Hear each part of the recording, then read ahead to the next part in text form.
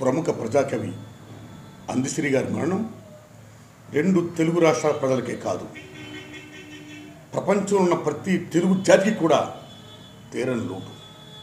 ఎందుకంటే ఆయన ఒక మహాకవి, ప్రజాకవి, ఒక ఆధ్యాత్మిక కవి,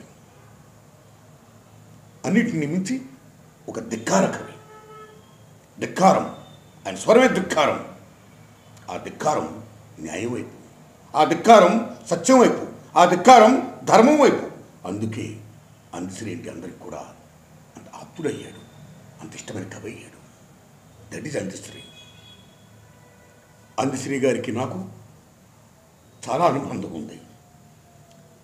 ఆయన నా చిత్రాలైనటువంటి ఊరు మనవరలో కానీ, ఎర్ర సముద్రంలో కానీ, వీగుచుక్కల సినిమాలో కానీ అమోఘమైన పాటలు రాశాడు.